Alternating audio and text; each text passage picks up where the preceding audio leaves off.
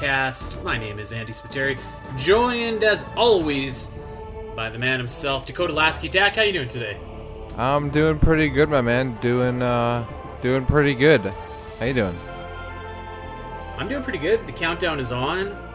Yes, it's more than on, man. 3 I weeks? mean, Yeah. we're within more than within a month. So yeah, we're on. We've seen so much, and there's so much more to see. I'm excited. I had a revelation actually yesterday because I went to go and book the 8th of October off of work just so I could play Metroid. And so I realized that, and this is a good news and a bad news scenario, but I realized that the weekend of the 8th is actually Canadian Thanksgiving this year. So that takes place on the 10th. So the 11th, which is the Monday, will be a stat holiday. So I'm going to have a 4-day weekend. So that's going to be like so hyped to play. Wow, Metroid look at Dread. you. But the bad news is that, dude, I'm going to have to go to like my wife's family's Thanksgiving. I'm going to have to go to my family's Thanksgiving. I'm going to have to go to my other side of the family's Thanksgiving and like her. So there's potentially like 4 Thanksgiving dinners in this one weekend. And like, bro, all I want to do is just play Metroid Dread. Like, I'm going to say that I got food poisoning or something and just get some turkey to go and stay home and play Metroid Dread. So it's kind of the best of times, kind of the worst of times. Although really not the worst of times at all, because I mean, I guess I could just like bring my Switch, but you know what I mean. Yeah, I mean, I wish I had so many Thanksgivings to go between, but you'll find some Metroid Dread time in there, I'm sure. Actually, I was talking to one of Sam's younger cousins. He's like 13 years old. He's an awesome kid. I talked to him about like Breath of the Wild and stuff like that, and I'm trying to convince this kid to buy Metroid Dread. He's like, I never heard of Metroid before, and I was like, bro, I'll bring my Switch for Thanksgiving. You play for an hour, I guarantee you're buying this game. So, doing my part to create the next generation of Metroid fans. Yeah, it'll be good. It'll be fun. And this episode will be fun. This might be our first episode of the podcast that covers another podcast. But I think that I think that we learned a lot of interesting stuff from this podcast episode that we are going to cover. So I'm very much looking forward to that. But I feel like before we get there, Dak, we should briefly discuss the Metroid Dread Report number 7 and the new kind of overview trailer for Metroid Dread. Nothing really groundbreaking or new was shown in either the Dread Report or the overview necessarily, but still kind of cool to see. And in the Dread Report in particular, there was like a lot of like really great high quality images of some of the Chozo memories, for example, from Samus Returns. Some of the cutscenes showing the Old Bird Chozo from Metroid Zero Mission, and some of the redacted character that we discussed in length last week. There are some high-quality renders, high-quality images, so not anything necessarily new or groundbreaking, but still kind of some cool stuff in there. Yeah, I guess we're not going to go too hard into spoiler territory, so I'll just say that, I mean, I really don't think they're spoilers, but what we're seeing here is pretty cool, because I'm really glad that we're getting the chance to really like interact with the Chozo actively in the story, which is something that Metroid's really needed for a while, and it's kind of like the natural progression of the story so far. So I'm excited for that and what that all has to offer. And yeah, you get to see some cool stuff from the previous games. Good to see the Chozo memories reference. So that's not surprised, because those also came from Mercury Steam. So yeah, I'm glad that they're giving people a lot of information here. I think even for experienced Metroid fans, it's nice to have a little bit of a refresher. But this stuff is some of this stuff is any Metroid fan would know. I guess you really wouldn't know some of this stuff unless you haven't played Metroid ever, or maybe even not even like Smash Bros. Like this stuff you might have even learned just by reading the trophies in Melee or something.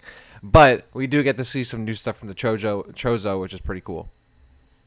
You know what? That's a good point, actually. I bet you that probably a lot of people, more than kind of have a passing knowledge of a bunch of different series just by reading trophies from Super Smash Bros. Now that you say it, I feel like I have kind of like a base idea of some games that I had like never played before. Like Mother 3, I kind of had like a base idea of that game, before I actually played it, and that was like specifically and directly from Smash Bros. So yeah, actually, that's a good point.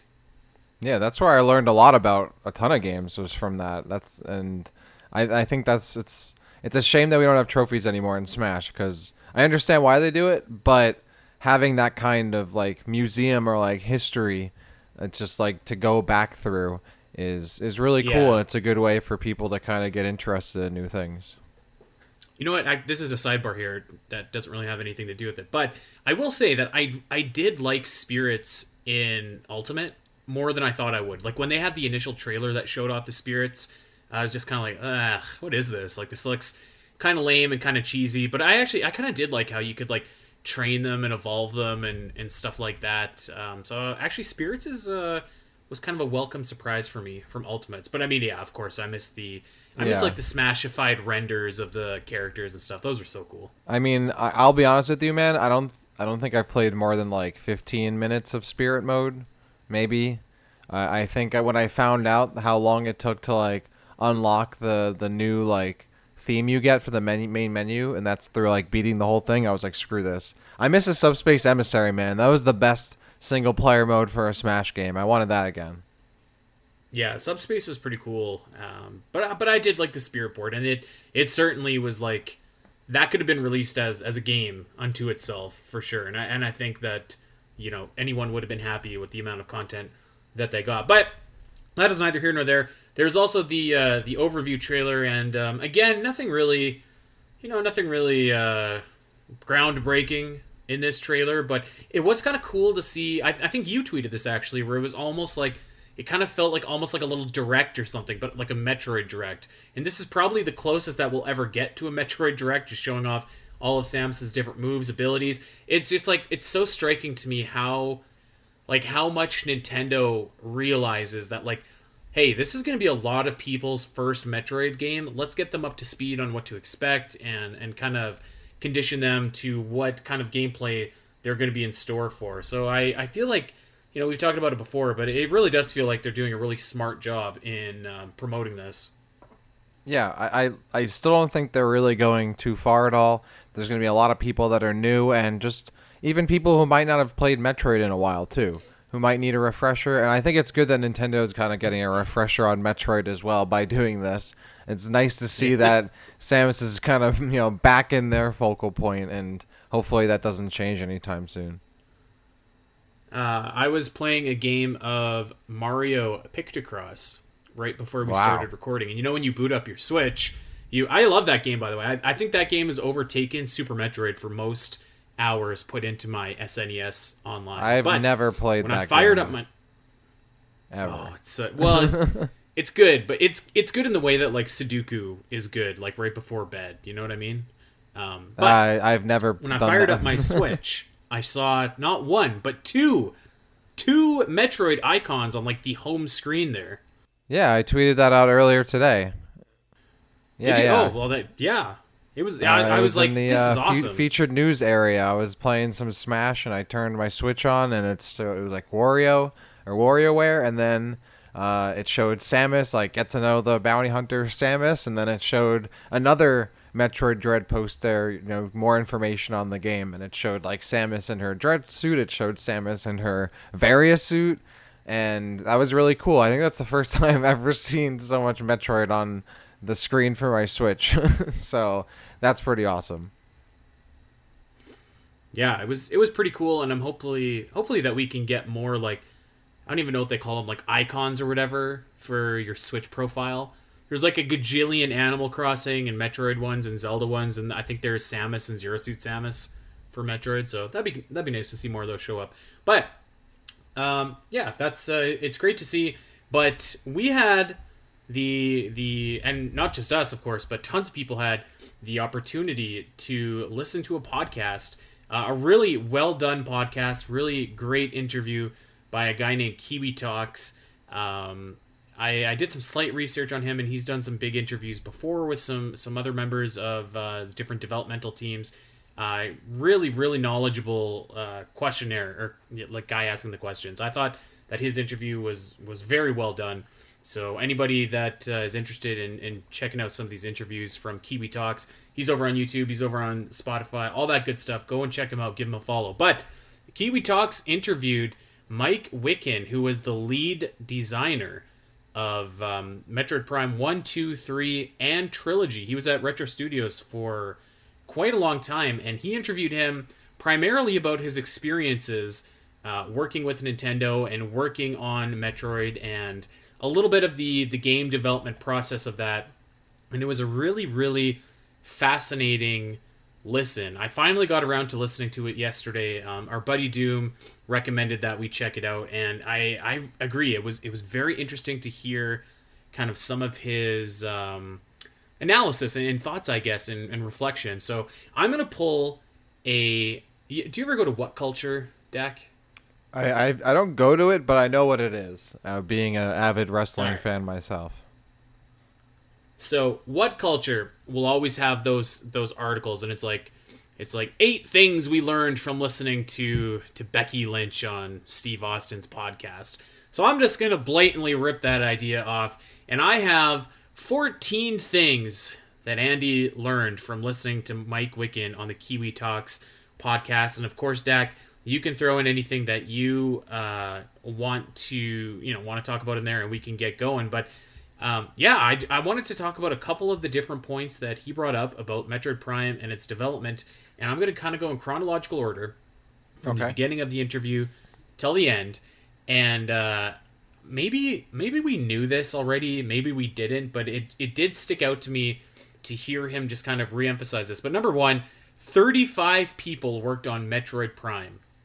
That is a crazy small team for the amount of work that went into that game. And he talks about the crunch that went in later, and I mean, man, when there's only 35 people, you can just imagine. We covered the history of Retro Studios before in just a crazy bonkers episode and a real life story, and that kind of bled over into the development of this. But man, 35 people developing this triple A game that still holds up all these years later. It seems almost unfathomable when you think of let's say that the team working on Metroid Prime 4, I'm sure, is just a little bit more than 35 people. I would hope so. I'm sure there's 35 people in just a single portion of a department alone. So Yeah. it is kind of crazy how many games get done in the conditions that they were in, and it's a lightning in the bottle for many games, even just on the GameCube. Melee is another lightning in the bottle. Metroid Prime, when he goes into it and he talks about how they would build in kind of a modular nature and create the rooms first, all the geometry and the gameplay before sending it off to artwork and whatnot. He talked about how important it was for the production pipeline and workflow to be really streamlined and modular because they had such few people. And he also goes into, I believe, the engine that they used, which was called RUDE, the Retro Universal Design Engine. So a lot of that stuff that they were able to do in the game was possible with this engine, which was more design focused rather than programming focused. So they didn't need as many programmers to get a lot of that work done. They could work mostly as have mostly designers doing it, or whoever was working on it at the time. And it all seemed like how they set themselves up, despite all the craziness of the actual development, from his perspective, it seems like they were able to set up a workflow and process that made it manageable with such a smaller team. Yeah, just a crazy story. And that was point number 2 of mine, was the engine that they built, the Retro Universal Design Engine. And some of his talk was a little bit over my head. Obviously, I'm no game developer or coder or anything like that. But from the way he described it, I kind of made an analogy that it felt like for a game developer, what they built was kind of akin to maybe using WordPress for an online website. And I bring that up because I use WordPress a lot for Zelda Dungeon. So using WordPress is very intuitive. You don't need to know how to code. You don't need to know how to do HTML. You can download plugins that kind of do that for you. And the way that he described the RUDE engine and the modular kind of design of it kind of gave me the same kind of vibes that WordPress has in terms of you not having to code. This one gave me the same kind of vibes with they built this engine, and they did so that they didn't have to have all of these software engineers kind of write these complex scripts or complex whatevers to get their to get their game running properly. So Right. very cool to kind of hear him get into those like technical nitty gritty Yeah, details. I it's thought. kind of like I don't know if you ever tried like RPG Maker or something, which is like those kind of like game makers you can get on Steam, where yeah, it's a similar kind of thing. You don't necessarily need to know how to program or script, but it's like a whole software that helps you put an actual game together. Like that's the same kind of vibe that I got from this, or and think about it too. It's pretty crazy if that they had something like that back in the early 2000s where technology was nowhere near it was today. I mean, nowadays I can download something like RPG Maker. I could download Unreal. I have Unreal Engine 4 downloaded on my computer for free. Like that's a crazy tool, a crazy engine to have like just available commercially for anyone to download.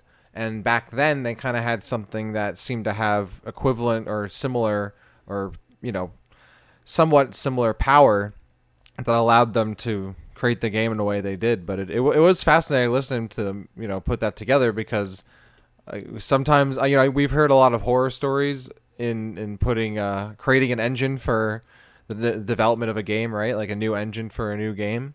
And in this case, it seemed to have really worked out.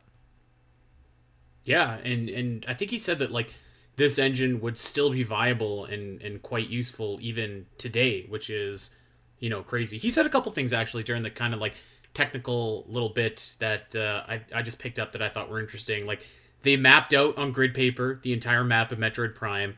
They basically spent like 90, maybe not 90, maybe like 80% of the developmental time of like Metroid Prime like just building the actual like hallways and stuff, and then all the art was added later. I thought that was just like interesting to see how it goes, and like just it was kind of the epitome of like if you have 8 hours to chop down a tree, spend 6 hours sharpening your axe, like, and it seemed like at the last bit the big flurry and the big rush was added in. So that was just really interesting to me to hear him kind of say in detail like that process.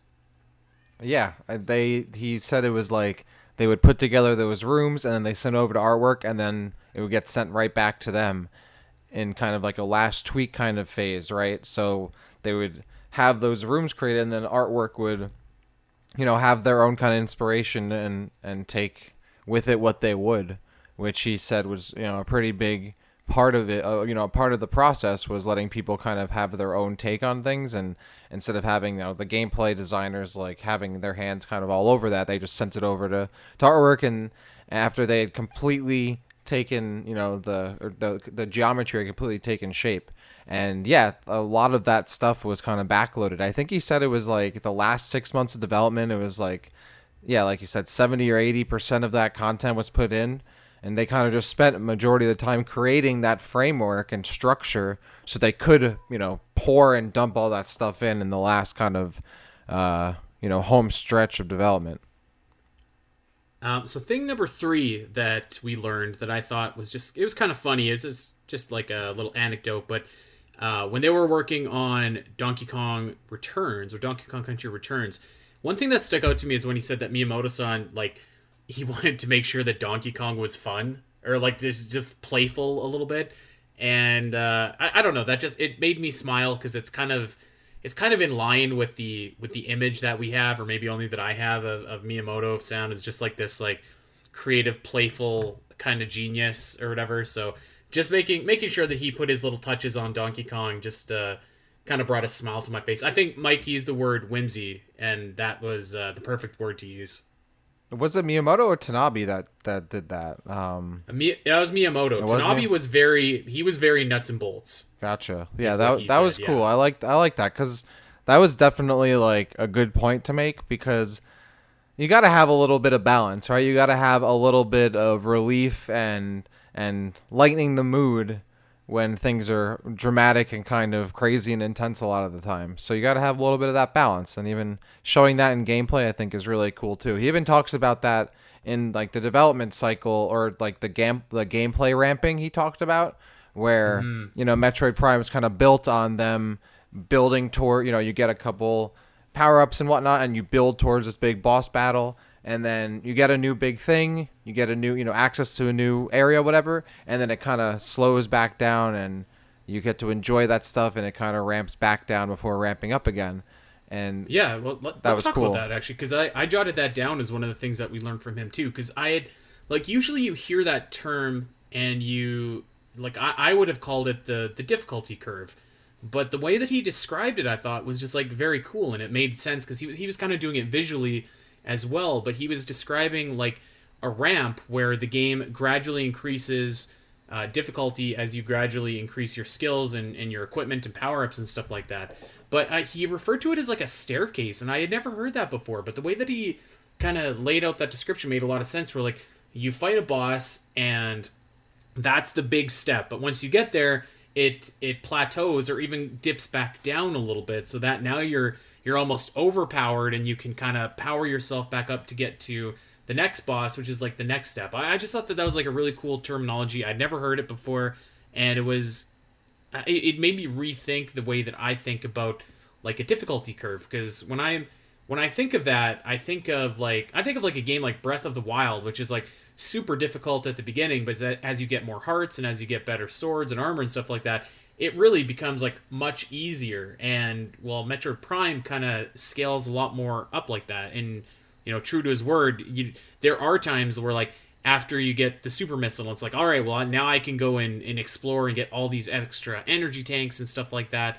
So I thought that was just like a really cool way to explain that, especially for a game like Metroid, which is like really designed around picking up expansions to your missiles, energy tanks, abilities, etc., etc. Yeah, and I think it doesn't even necessarily have to be tied to difficulty either. It can just be like what's available to you as a character and in terms of your gameplay. So like that could make the game harder, like or easier, like you said.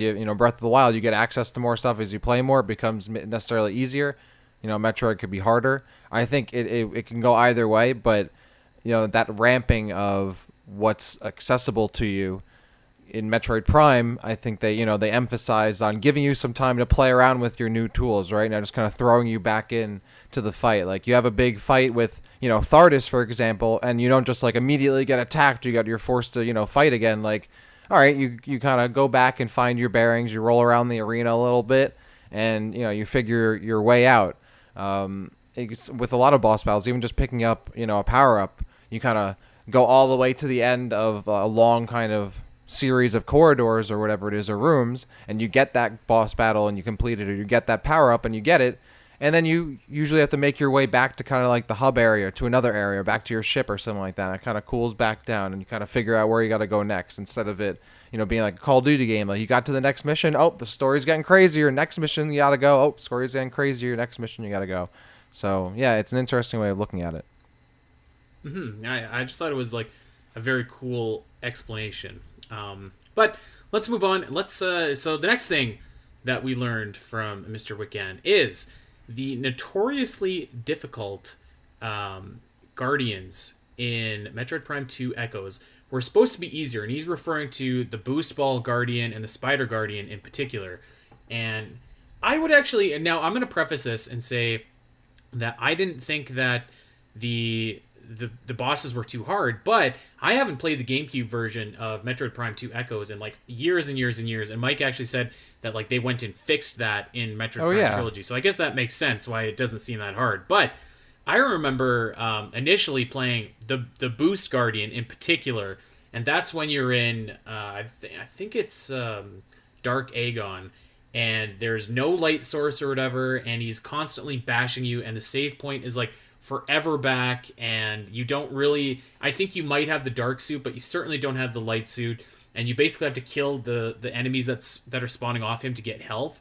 I remember that fight being pretty ridiculous, and Mike actually said like this fight is too hard, and Nintendo really pushed for them to make it harder, and they did that, and then everyone was just like, no, this is way too hard. So it was kind of funny to hear I guess gripe about that a little bit.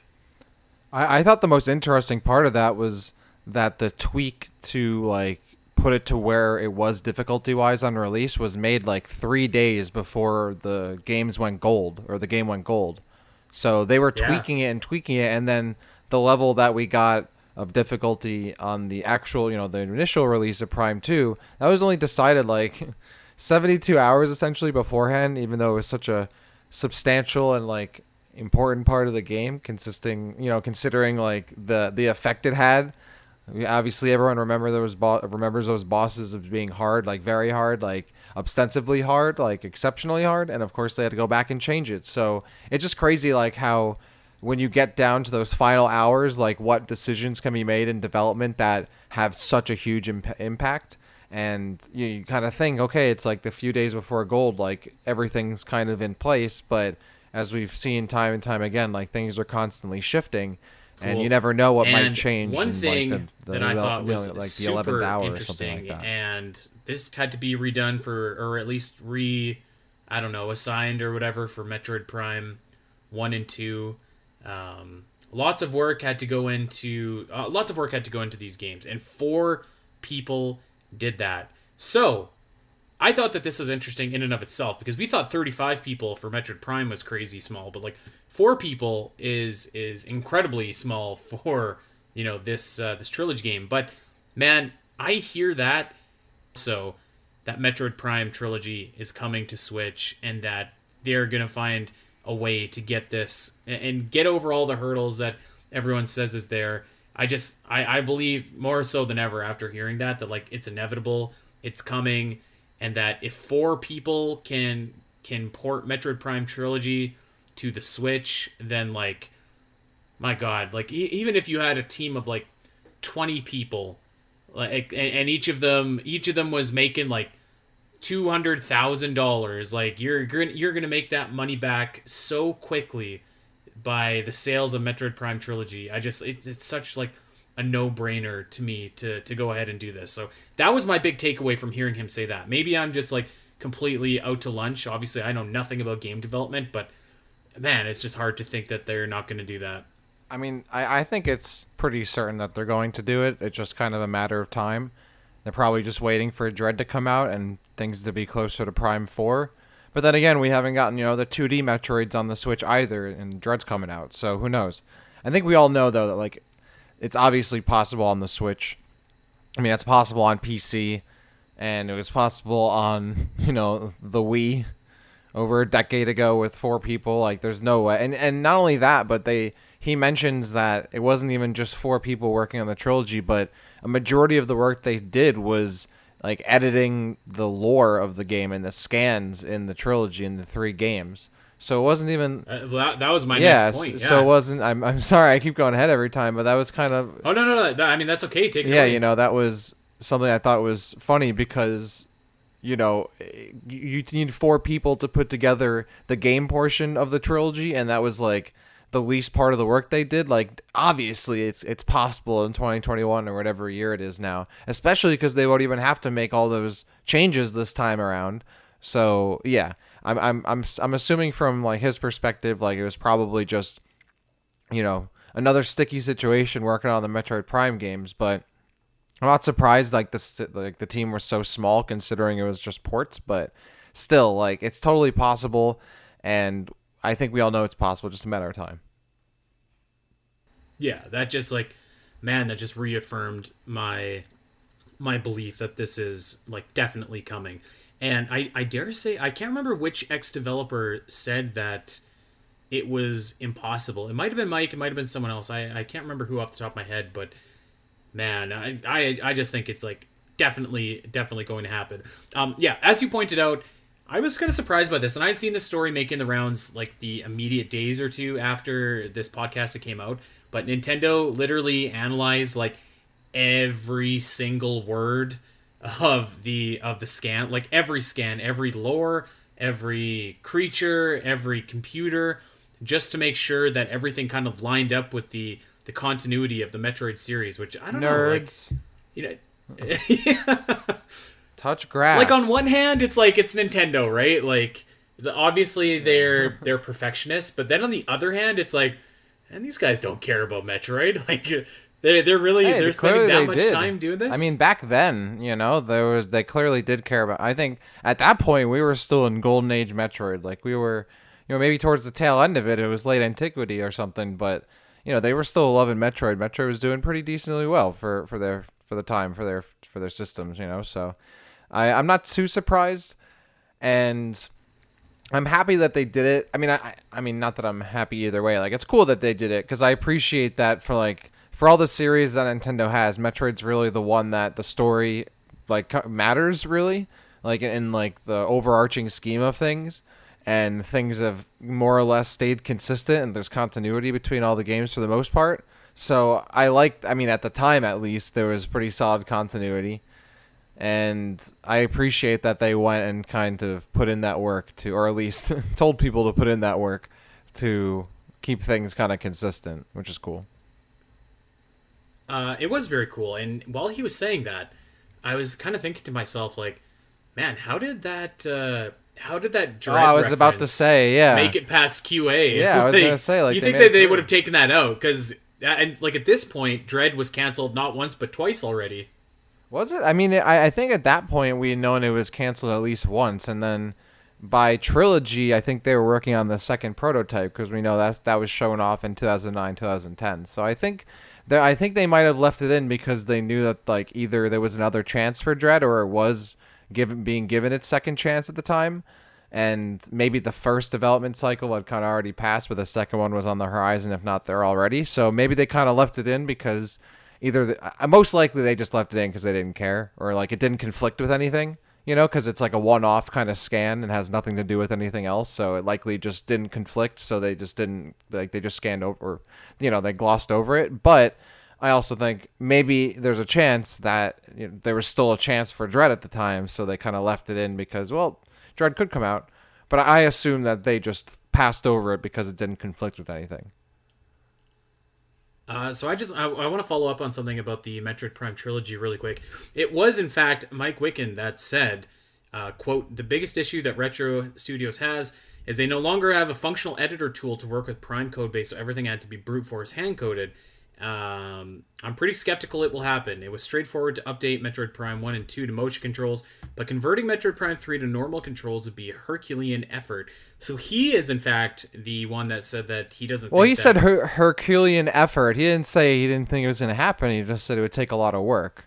If that's what he really said, I Well, don't. he said it was skeptical that it will happen, but he Right. also said that it would probably take a year with a 4 to 5 person team full time by itself. Which I think we mentioned this before on the show, but like I feel like that's totally doable. Well, I right? mean, just Like, based on what he said, I really don't think he meant that it's impossible or whatever. He just said it'll take a lot of work, and because it'll take a lot of work, I'm not sure if it'll happen.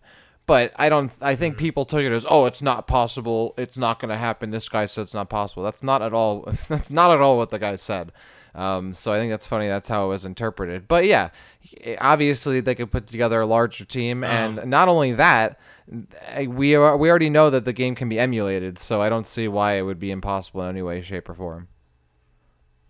and I feel like even in this podcast interview that we're covering today, he kind of gave a rough formula for how much money your game is going to make. He said like after expenses, selling 1 million copies of a full priced video game, that his studio would make like $100 million. Let's say that 4 to 5 person team each make $1 million a year doing this, which is probably a stretch for a game developer. But let's just say that they do that, Yeah, no. bro. You got a lot of money left to make this a worthwhile endeavor, right? Like, I'm. just I mean, saying. that's a pretty crazy hypothetical, but yeah, there's no.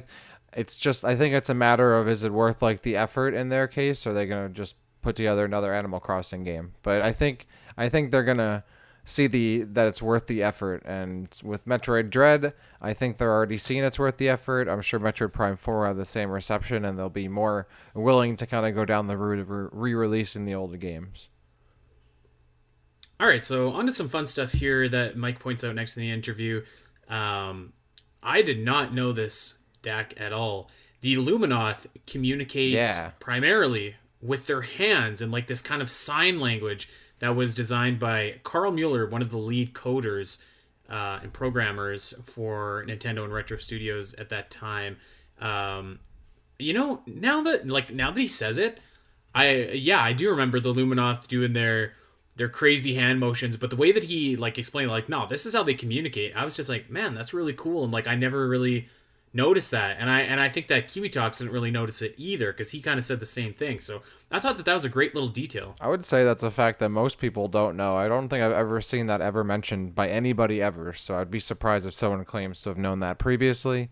Or, I mean, maybe it's written down somewhere. I'm just unaware. But I certainly didn't know about it. And obviously, the first time the first times I was playing this game as a kid, that would completely gloss over my head, right? Like, and if there were subtitles for them talking too, so like my eyes were on reading the text. I wasn't trying to Right. read their hands. But even still, And there was that kind of like alien language or whatever, like the mumble that yeah, Nintendo does in their games. yeah, they got the gibberish, the game gibberish that they've got going on there. I thought that yeah, that was very cool, and like certainly one of those things that now that I know it's there, I'm going to be looking out for it next time I play Echoes. So yeah, very cool.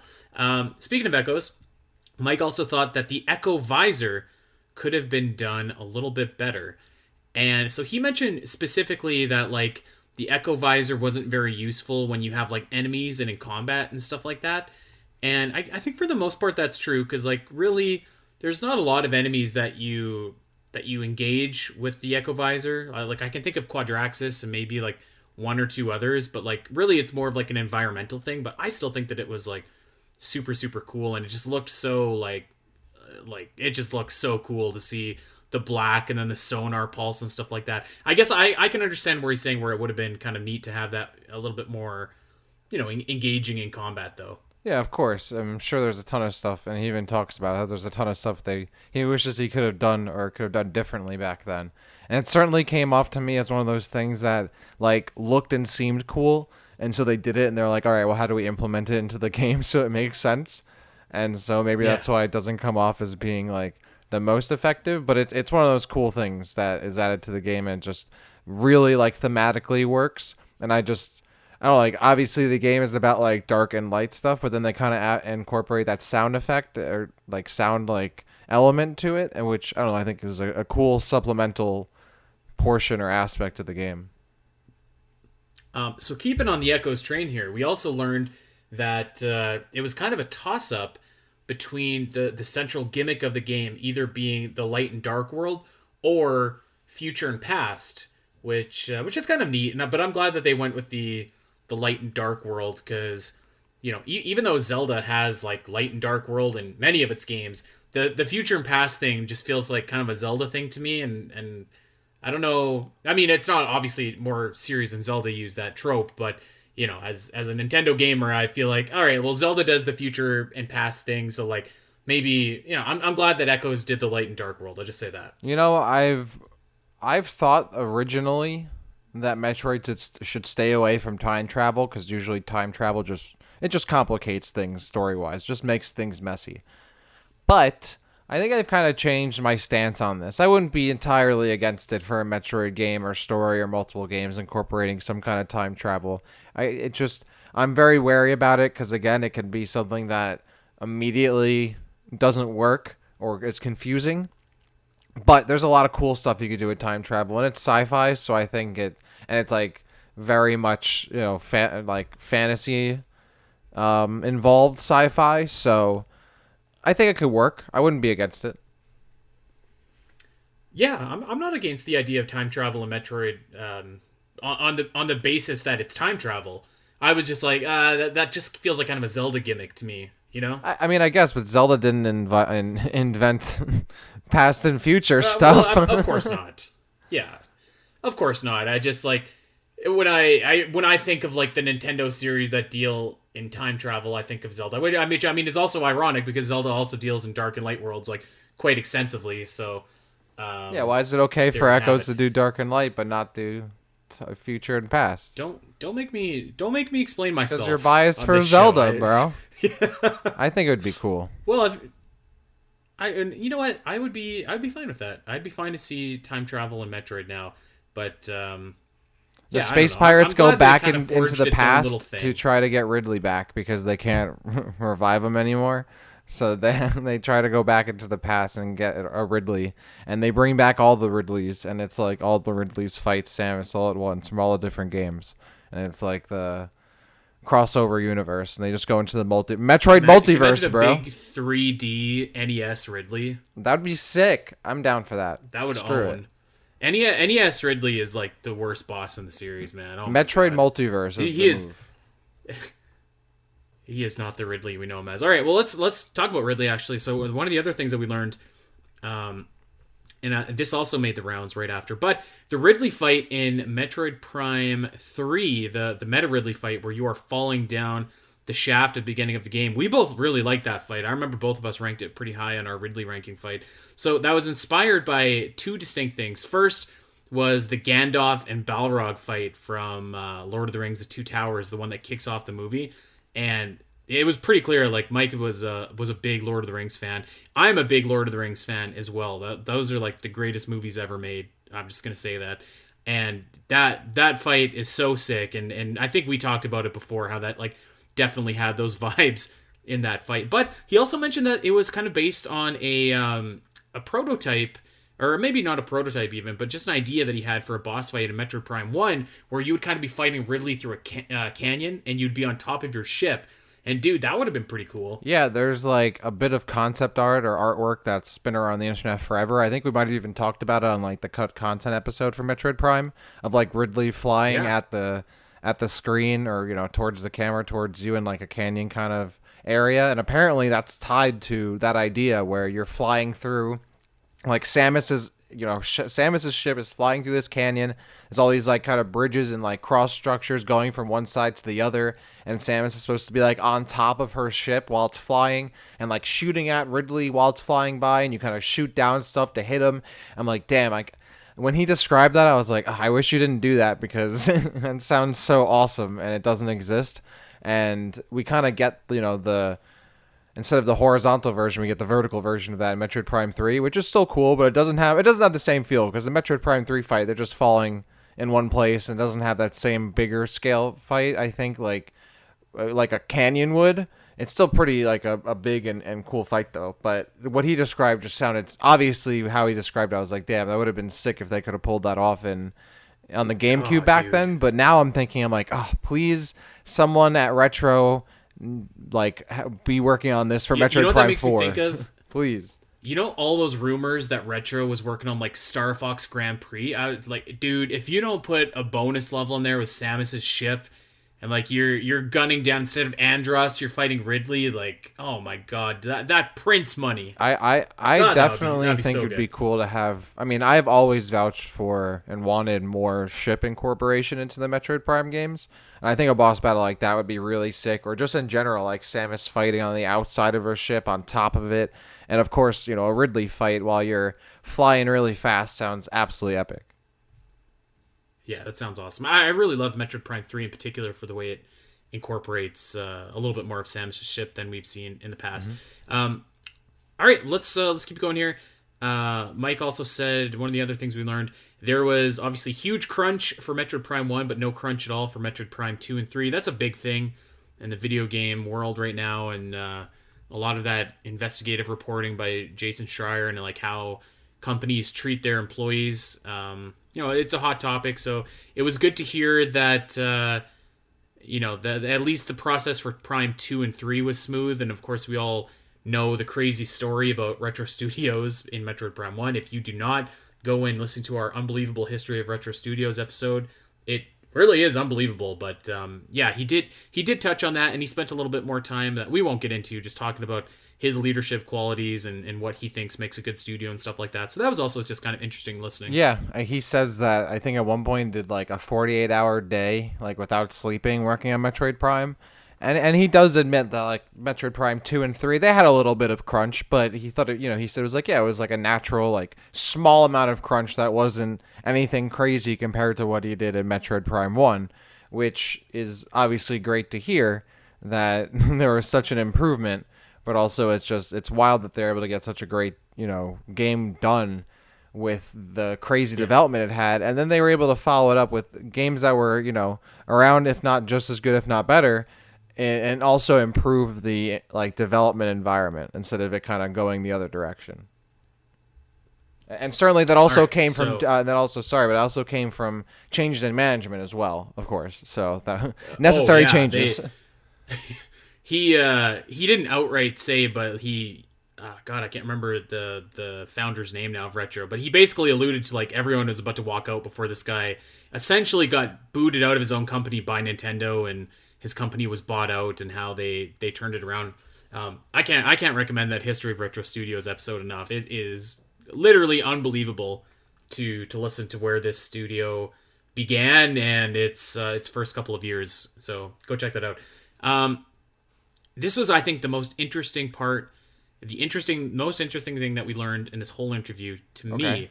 And this is going to be very pertinent to us because we have a big episode coming up that is Doom is going to be joining us. We're going to be talking about multiplayer in the Metroid series. But so Mike actually said that they spent, what did he say? Like basically, Metroid Prime 2 had 2 years of development, maybe not even, and 6 months of that was them developing a multiplayer Metroid game because Nintendo thought that because Metroid was first person, a first person shooter, it should have multiplayer. And so he said that the first 6 months was basically them working on this game, and then Metroid Prime came out, and then the reception was so fantastic that Nintendo was like, no, no, no, just do that again. And that was just so fascinating to me to think, or just to like kind of get in that headspace, because like especially back then when like GoldenEye and Perfect Dark and Time Splitters and Halo are the huge FPSs that have kind of been paving the way like for consoles. Like, of course, it seemed natural that a first person shooter should have multiplayer, and it also kind of explains why the multiplayer for Metroid Prime 2 felt so tacked on, and that's because it literally was. It didn't have any connection to the game. It was basically the prototype multiplayer that they were working on, and they were like, okay, well, we got it. Like, here we go. Nintendo had been suggesting that maybe they release Metroid Prime 1.5 with multiplayer. I thought that this whole thing was just like super, super interesting. Yeah, so yeah, it was really cool how they go in, how it goes into, the games originally start out as like its own original IP as an FPS, and then Nintendo like saw it, was like, hey, just make it Metroid. And that was Metroid Prime. Yeah, my understanding was after doing the Metroid Prime development, they kind of cooled down afterward by working on this multiplayer prototype, but it wasn't necessarily tied to Metroid Prime either. Like, we're also working on the Metroid Prime 1.5, and then when they kind of finished that up, like, oh, we'll put it in to Metroid Prime 2, and then they kind of went from there. But yeah, it is interesting how a lot of people assume like, oh, they just kind of put the multiplayer together at the end and tacked it on, but really it wasn't really tacked on. It was the first thing that was worked on, if anything, and the rest of the game was tacked on, kind of technically. Technically, you're not wrong. But that is cool, and I think they were just kind of looking to like, hey, we've been working on the single player multiplayer, like let's cool down and unwind by playing some multiplayer. Like, they just kind of worked on this multiplayer suite, and then they played around, I'm sure, in it for a lot of that 6 months, and just had a good time like screwing around this multiplayer game they're working on, and like, oh well, we got to work this into Metroid Prime 2, and we got what we got, and I'm certain, it's a guaranteed that Metroid Prime 4 is gonna have multiplayer, and I like to kind of see how its roots, how it's kind of evolved, but the Metroid Prime multiplayer outlets have been very few and, well, not very few and far between, but they're very disconnected. And it's interesting to kind of see how this one panned out, because obviously Metroid Prime Hunters is the game that's remembered as being the real Metroid multiplayer experience. Metroid Prime 2 Echoes multiplayer was just a nice little fun side thing that you played here and there, but wasn't a real actual thing you'd play for a long period of time. It was just a distraction or something you'd check out maybe once or twice. Okay, I have two questions for you here, Dak, and I'm going to ask you the first question because I'm just seeing this on Twitter. But were you aware that Nintendo Switch now supports Bluetooth? I don't know. Does it? Does it? I think it literally is a thing like today, because I'm just seeing this now. Oh yeah, they just tweeted our buddy it, yeah. Joey Ferris just paired his Xbox headphones on his Switch. That's wild. Wow. That is wild. Anyways. Cool. My question to you, the first one before I got distracted with that, what happens if Metroid Prime 4 comes out? and does What not have happens if it multiplayer. comes What does that mean out? to you? I was like, what happens if it Yeah, comes what happens? out? Wait, I don't what know. happens if it actually comes out ever? By the way, I just thought it was really funny. You think it's such a big deal that Bluetooth is available on the Switch? Like, oh my god, Nintendo figured out it's not that this it's new available, it's technology just like- called Bluetooth. What's next? No, it's just that it came out of nowhere. It's I mean it came out of nowhere because Nintendo knows they're just trying to like quickly get it out there so people like hopefully in a week forget about it, because the last time they announced a big feature for their system, it was the Ethernet port, and like, oh my god, I remember when the PlayStation 2 had that 20 years ago. Maybe I'm wrong. I just Googled Switch Bluetooth and I'm seeing like a couple month old articles here, but I saw like 3 tweets in a row about this. But, It is cool though, because anyways, we'll whatever. be able to have Bluetooth speakers for Smash events, because usually monitors don't have built-in speakers, so that's actually pretty convenient. So I'm happy about that. Okay, yeah. So your question was, Oh yeah. I'm sorry. I'm gonna cut you off. I'm so sorry. The latest Nintendo Switch update is now available, including the ability to pair Bluetooth devices for audio output. Wow. So there you go. There you go. Okay, my God. Wow. Breaking news on the Omega Metroid podcast. right Nintendo's here. really, they're blazing new frontiers. They're breaking new ground with this kind of stuff. Which is Yes, crazy. we're entering the next century. Thank God. right here. Thank God there's Bluetooth technology available before the release of Metroid Prime or Metroid Dread. Like, oh, thank God. If I need my Bluetooth headphones so I can play Metroid Dread on my Switch. So, yeah. All right. What happens, Dad? What happens if Metroid Prime 4 comes out and doesn't have multiplayer? I mean, it is going to come out with multiplayer, but so I don't have to worry about that. But if it doesn't, I mean, then it doesn't. And then I'll play Metroid Prime 4 and I'll enjoy it. And that'll be that. You know, it's not really a big deal. Okay. Like, so what? Like, look, at the end of the day, I'm just happy or hoping for a fun multiplayer experience. And not really hoping, because I know for a fact that it's going to have multiplayer. And so I'm looking for a fun multiplayer experience on the Switch.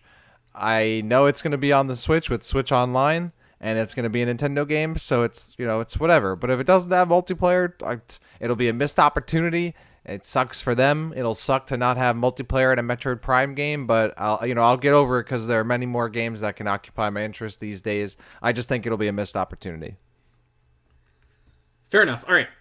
One more thing that we learned. Actually, 2 more things. I'm going to add a bonus one in there. The first, undeniable proof, Dak. Undeniable proof that Metroid Prime is not a first-person No, shooter, I knew but is you in were gonna fact a say that. first-person No, adventure. that's not what he said. That's literally, dude. I cannot wait for you to explain yourself. Undeniable I can't wait for you to proof. explain. The debate is No, it's over. not. I can't wait for you to explain yourself, and you're gonna go on, because what he says is not that. But go on. You knew I was going to bring that up. I knew you were going to bring it up, because I the had second to. he said something about shooting is not a pillar of the game. I thought of you. I was like, oh, Andy instantaneously is blah when he blah, said because that. which is funny, because the very next sentence is moving is not a pillar of the game. Like, oh, I guess it's not a first person adventure either. How can you adventure if you can't? It's not a first person mover. It's a first. It's a first, dude. adventure. It's a first. Like, look, I have never said. Like, obviously, if the developer says a pillar of the game is exploration, but like what he says is very clear that shooting is integral to the game, because it, as a result of that, allows you to explore, just like moving and all of that kind of stuff does. So, I mean, it's a first-person shooter, bro. He didn't say it isn't, and from what I heard, it is. And you can maul it all you want, baby, but it's an FPS, because you can't get through that game unless you know how to glitch, and even then, you can't get through without shooting. So. I think he said first person adventure. He didn't. No, he didn't. I'm messing. He didn't say that. Actually, I don't have anything to bring up. I just thought wanted that to was bring funny up though, just but to- I mean that's a good way to look at it, because like, you know, he says like it's important in terms of keeping the focus in a game's development on having those pillars. Like, what is this game about? Like the 2 or 3 or 4 main things this game about, right? So like obviously like exploration is one for Metroid Prime. So like Metroid Prime isn't about, you know, shooting or moving and jumping. It's about exploring, and shooting and moving and jumping are the tools that you use to allow you to explore. And if you have and that was his literal quote, was shooting supports Exactly, exploration. so- and which I thought was a great quote. Yeah. Actually, I and wanted that's to correct. stick it to you. Because, but- well, I mean, you're not sticking it to me. You're proving well, my it is, point. because you play Doom. You're proving my point. you play Doom, and then you play or Doom Eternal, and like I would say for that game, kind of exploration more so supports the shooting. Like you have to explore to get to your next kind of shootout with a bunch of enemies or something like that. So you can see the difference, but yeah, I I mean, loved it when you I said could, that. I thought put of it you. another way because you're looking at Metroid Prime and you can't really explore a room that's full of enemies until you shoot them and clear the room so they stop bothering you. You can actually explore it. So, as far as I'm concerned, I mean, from what I play and what I know, and from what he said, like, and not that I really care if you think it's a first person adventure, like, who cares? But at the end of the day, like, it's very obvious that, like, that kind of stuff is integral to the experience. It's not just you're moving and walk. It's not a walking simulator, you know. So It's not a first person mover, it's that's not for sure. I mean, Moving is not but it is integral. though. It is a first person mover, but like it's many. But like that's not something we would call it. But technically, that's what it is. You're in first person. You're moving it around, but that's not a genre because that's so non-specific and We vague. should create the first person Well, it's a mover walking genre. All right, simulators, you know. let's first person move on from this discussion. So that was all that I really got about his kind of takes on Metroid. But he said something that I wanted to bring up because I actually disagree with what he said. He's talked about good, and to give proper context here, he was talking about how good game design is the most important critical thing because you can have the best game design or the best graphics, the smoothest running game, the best story in the world, and it won't matter if your game plays like garbage. And I think for the most part that this is true, of course. But he also said, and I quote, "Story will never sell video games," and I disagree with him on that for like the most part because I think that there are certainly certain genres of video games that like you buy it for the story, like visual novels, like games. I think like Life is Strange or like Detroit Become Human or even like the Ace Attorney series. Like you do buy those games for the stories and like yes, there's some gameplay and like I wouldn't say it's anything in depth, but the gameplay really just supports the story, and the story is like the main focus. And you could even go so far as to say like a story like The Last of Us, which is a really fun video game, but like I wouldn't say the gameplay is anything out of this world. It's standard fare, but like the performances, the story are so fantastic that to me is the selling point. So I kind of disagreed with him on that. I'm curious as to what you think. And again, I'm not as experienced as this guy or knowledgeable or involved in game development, but I did get the feeling like, based on his perspectives on like how possible Metroid Prime Trilogy is, and like that comment, like maybe his perspective is a bit outdated these days. But again, I just that's an outsider looking in, and obviously not trying to make any kind of judgment call. But yeah, I agree for the most part because a lot of the time, a really good story gives meaning to the gameplay and makes you enjoy it more, and makes you want to play a game more. And you mentioned Last of Us. I think that's 100% one of those games, and that was one I was going to mention. And then yeah, you have games that are just strictly 100% story based that are you're just really clicking around or you're picking options and more or less you're watching a story unfold. Like they're essentially interactive movies. And it kind of blurs the line of what's a game and what's not. So I think a story 100% sells because it's easy to boil down story to what happens in the game or the campaign, but story is more than that. Like that's the plot. Like story is the world, the characters that make up that world, and everything that happens in it. So when you have a game like God of War, for example, like they just recently announced the new God of War game that's coming out for PlayStation 5, and Right. God of War game, the last one, and overall the God of War games are praised for their gameplay, right? But they're not just praised for their gameplay. When you see the God of War characters, right? When you see Kratos and his son, you're not just hyped for controlling him, you're also hyped for the character, and you're excited to see them again and play as them again and go through their story and continue it. So it's a reason why we're excited to see Samus back, right? We're not just playing Metroid for the Metroid gameplay. Maybe I'm just, as far as I'm concerned, I also play Metroid for Samus and like the world and the setting and all of that, and it's all a complete package. And that's why I never kind of try to knock like story or even graphics wise, because it all comes together to make the game. Like you can't, those things don't exist in a vacuum. You can't just like a game isn't just it's just gameplay or just this just that. Those all things work together and they're all interconnected. So yeah, I don't agree that story doesn't sell a game. A lot of the time it does, or at the very least gives the selling point of the gameplay, some more meaning to it, and indirectly gives it more significance. So maybe that just might be an outdated Yeah. perspective, but who knows? My kind of philosophy is like, I actually like, I agree with him in a sense of like, if a game is like wretched to play, like I don't want to play it no matter how good the story Right. is. If a game is average or even below average to play but has like a really engaging story, I'll play it. And likewise, if there's like a game that I'm playing with an above, it's above average in terms of gameplay, like it's fairly fun, but the story doesn't capture me, then sometimes I just kind of fall off. And actually, I'm playing an Inspired by Metroid game right now. That's like, it's pretty fun. It's got all like the Metroidvania kind of qualities I like, but the story is just a little bit goofy, and I'm just like, yeah, meh, I'll get to it later. Maybe I will, maybe I won't. So yeah, I just heard that. I didn't really agree with it, but I wanted to see where you were at it Yeah. with that, and I'd love to hear where our listeners are at with it as well. Is there anything that I did not bring up that you noticed that Mike said that you wanna chat about? Well, I mean, I thought his history of, I mean, he was originally, I think, like a classical painter or artist, or like a classically trained artist, which I thought was really interesting. And then he became a 3D modeler at this indie company, and he eventually became like their lead designer because he was doing all the art for the developer. So he's a very take initiative kind of guy, and it's no wonder that he's worked on some awesome games, which I thought was really cool.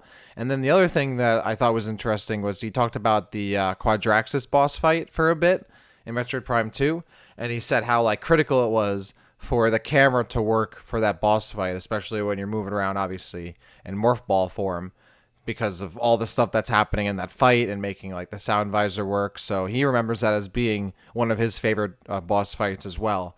And it's no surprise. I think that's consensus one of the best ones in the series.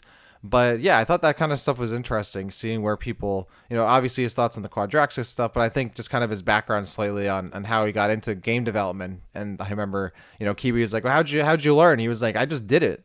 They needed the work to get done, and I was like, well, I guess I gotta learn and get it done. Otherwise, this game's not gonna ship. And I don't think it even ended up shipping. But like that's how he kind of approached it. He's like, well, it has to get done, so I'm gonna learn how to do it.